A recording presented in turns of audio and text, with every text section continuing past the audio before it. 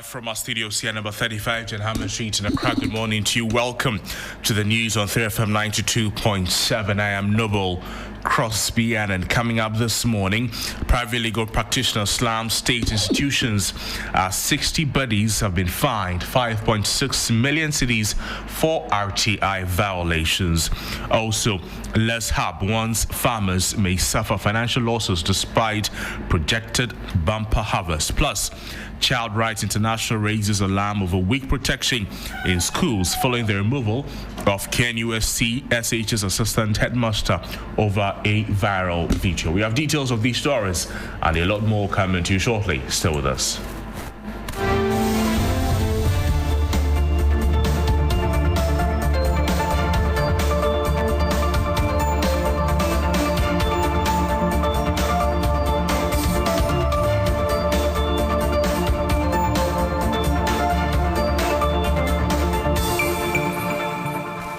Welcome to the program. Let's get into the details of the stories. And private legal practitioner and lecturer Zakaria Musa Tanko says he's embarrassed and disappointed that state institutions are refusing to comply with the right to information law.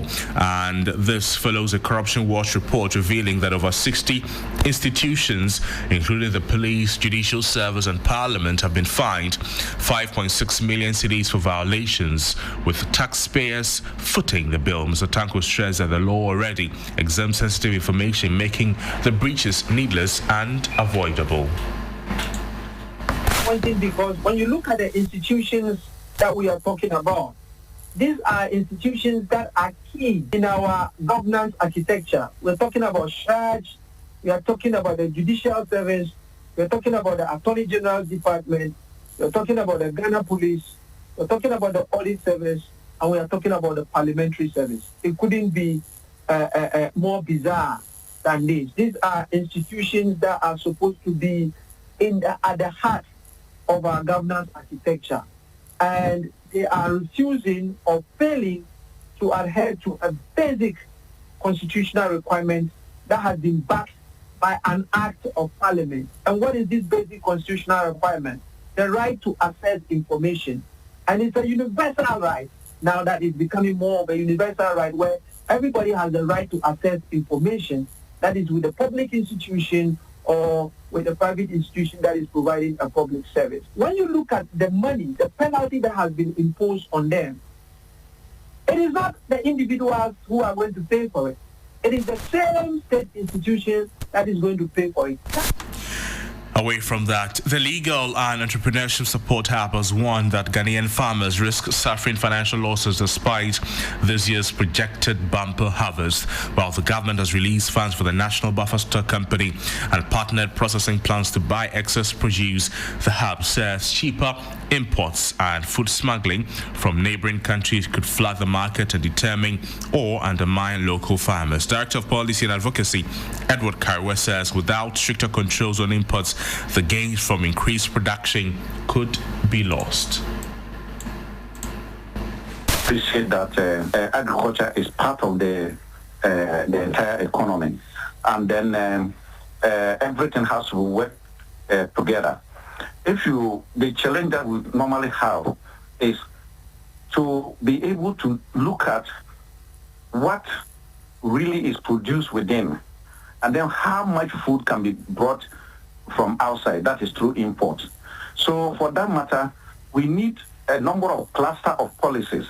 So the policies that government has put in place, and also complemented by the good weather and the good rains, we are going to have an increased output in our agricultural production this time. But the point we also have to ask is, what are our import policies? Have our import policies taken account of the fact that we are increasing our food stock by our production? And also because government has managed the economy well by way of strengthening the city, it is now cheaper to import. Moving on, Child Rights International says the treatment of children in schools must be a national concern following the removal of KNUS TSH's assistant headmaster, Charles Akwesi Edu, over a viral video where he was seen in a compromising position with a female student. The executive director, Bright Appiah, explained that while some cases have evidence, many go unaddressed due to weak child protection measures in schools. But the general thing that is happening to children in schools is something that should be a worry to the service and also to the nation in terms of how we want to raise our children and those that we have given the authority to raise our children, especially giving them education. So those are the fundamental things that for me we should worry about, because there are instances that we have received a number of cases related to that, and because most of them do not have evidence to support it, it's very difficult for us to pursue cases of that nature. But these are things that children go to on a daily basis in our educational system. Social protection mechanisms in our schools is not really effective in the sense that we have not really integrated the child protection bit of it into our school system. For authorities who are training our children to understand that they owe them that duty of care, and that standard must also be maintained in terms of their professional work. And then also what children can also do within that school environment, especially where they are confronted with taking such decisions as to whether they want to be in a certain position with the authorities and all that. So that's the voice of Bright Appiah. He is the executive director of Child Rights International. You are flouting the public financial management rules. That was a stern caution from the chairperson of the Public Accounts Committee, Abinau Sayasare, to the management of the Kolebu Teaching Hospital after startling revelations that there have been questionable salary payment, judgment debts, and procurement breaches. There's more in this report. It was a filled day at the Public Accounts Committee sitting, marked by exchanges between the auditors, various state agencies and the committee, mostly over evidence submission. While some institutions insisted they had provided required documents, the Auditor General maintained otherwise, creating a tug-of-war of claims and counterclaims. Please, we have. No, you are just giving the bill to him. No, we didn't give it to him now. Auditors, can you confirm when exactly you received this evidence? No, it was just passed on to me. You have lied on two different issues. Please, I have not lied. I did not lie. We have Chief Executive here. I did not lie, please. The committee interrogated several infractions captured in the Auditor General's report, ranging from unearned salaries to procurement breaches and delays in correcting previous violations. When the management of Kolebu Teaching Hospital took their turn, proceedings became particularly thought-provoking. The revelations began with a controversial payment of 13 months' salary within a single year. The auditors are very clear. They are saying that you are paying a 13th-month salary and you have paid to the tune of 14.8 million Ghana cedis.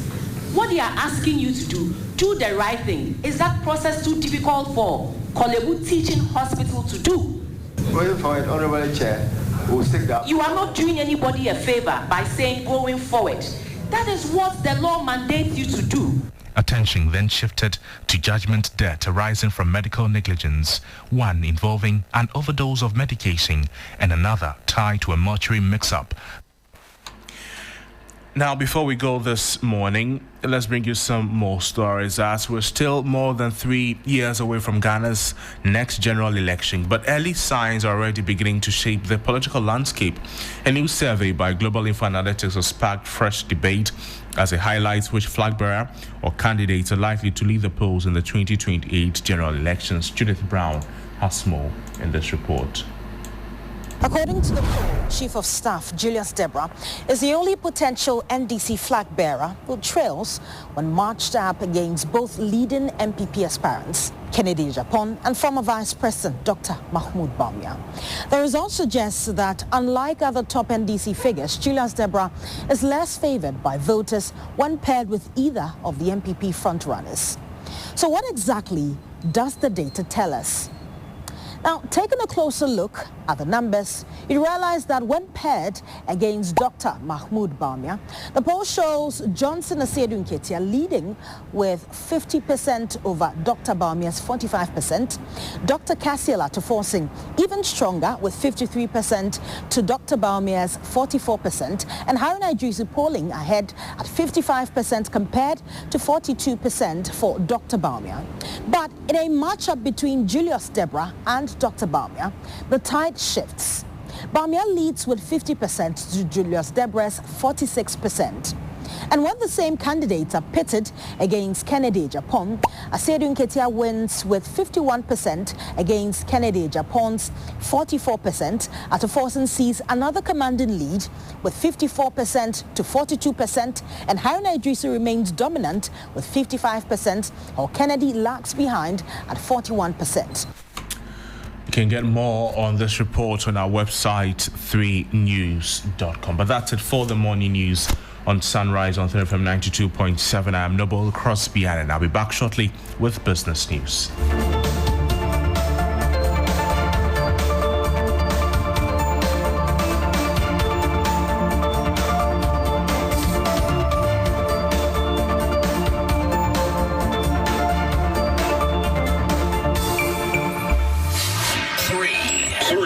Three FM.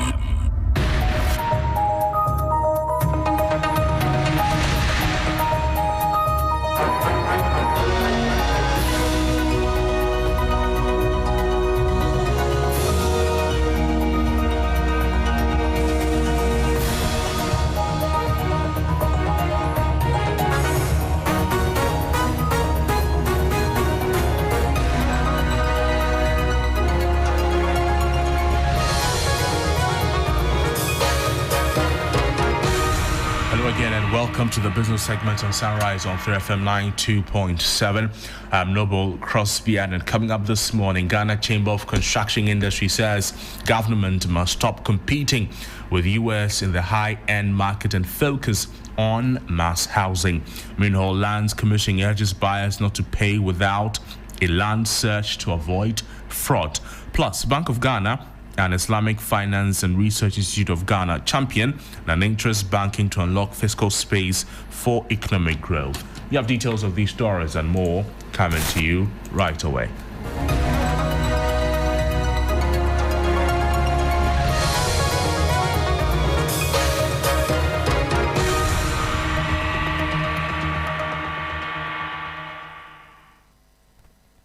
Let's begin the bulletin from here. The Ghana Chamber of Construction Industry has called on government to prioritize the development of mass housing schemes as strategic response to the country's affordable housing deficit. Speaking on Business Focus on TV3, Chief Executive Officer of the Chamber, Emmanuel Cherry, criticized the state's current approach, arguing that government is competing with private developers in the high-end housing market, an approach he says undermines efforts to improve access for low and middle income earners.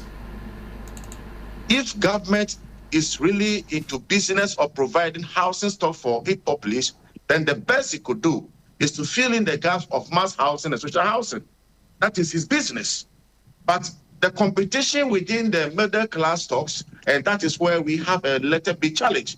And that particular, middle class stock, you realize that most of the people there, at least, they can afford a little cushioning within that space.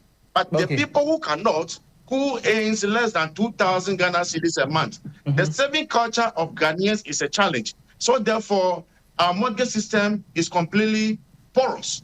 With this note, what can you do as an individual? How much is your salary that you can save and then towards a mortgage system?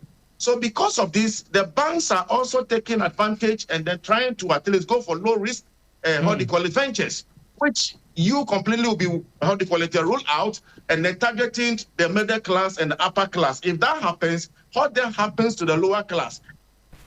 Meanwhile, the Lands Commission is urging prospective buyers to conduct thorough land searches before making any payment. Speaking on Business Focus, Deputy Director Timothy Anyudoho warned that failure to verify ownership details could expose consumers to fraud. He noted that several individuals have fallen victim to imposters posing as legitimate landowners. transactions on land. And where there are land tracts of land, there's a risk of you leaving it. Those who buy the land to develop, do the search first. Check with the Lands Commission what the ownership structure is. Look, I'll tell you, last week, somebody had bought 200 acres of land. That was state land that a family had represented to him as their land. Wow. And this person has paid the family already before he's coming to the state to do a search. And when we are telling him that, look, this is the challenge, it's difficult for him to accept because already money has exchanged hands already. So people just are not careful enough to be able to run their searches before they enter transactions on land. And where there are land tracts of land, there's a risk of you leaving it fallow and not building some form of protection around it, which would help be a notice to those who want to come onto the land. So these are just a few of the factors that may be contributing to the challenges. You heard Deputy Director of Lands Commission, Timothy Ayudoho, speaking there. Now, the Bank of Ghana Islamic Finance Research Institute of Ghana are aggressively advocating for the adoption of non-interest banking as a crucial strategic pillar to generate the necessary fiscal space and propel the country's economic expansion. The central bank stance was delivered in a speech read on the governor's behalf at the Islamic Finance International Conference in Accra. The address indicated that the search for affordable capital is paramount given Ghana's current fiscal constraints and elevated public debt levels, championing non-interest finance which operates a profit and loss sharing principle rather than fixed interest is seen as a key move to diversify the country's funding sources. This highlights that adopting new interest banking principles could open up new ethical aligned funding avenues for Ghana. This is especially relevant as the global Islamic finance industry had $3.88 trillion in assets in 2024 and is projected to reach approximately $5.9 trillion in assets by 2026. This represents a massive pool of capital that Ghana aims to tap into. An advisor to the Bank of Ghana, Franklin Belnye, represented the governor at Islamic Finance International Conference in Accra. Ghana's economy, like many across Africa, stands at a critical juncture. On one hand, we face fiscal constraints, high public debt levels, and limited access to affordable capital for businesses, an expanding private sector, and a growing demand for financial solutions that are both inclusive and ethical. Globally, non-interest banking and finance, often referred to as Islamic finance, has proven to be a powerful enabler of growth. Director General of the Islamic Finance Research Institute of Ghana, a non-profit organization, Dr. Ali Shaibu, has underscored the fundamental principles of non-interest banking, emphasizing its nature as a system built on participation and profit sharing. The conventional system, they charge interest as a form of income to the bank. But the alternative system rather goes into partnership. Beauty of the non-interest banking system is it's participatory. It's not like the bank gives you the money and they go and sleep. Whether you make profit or loss, they have to come for their money. With this one, once you make profit, we are sharing. So it's based on what we call the profit and loss sharing ratio. So once we make profit, we share. We make loss, we share.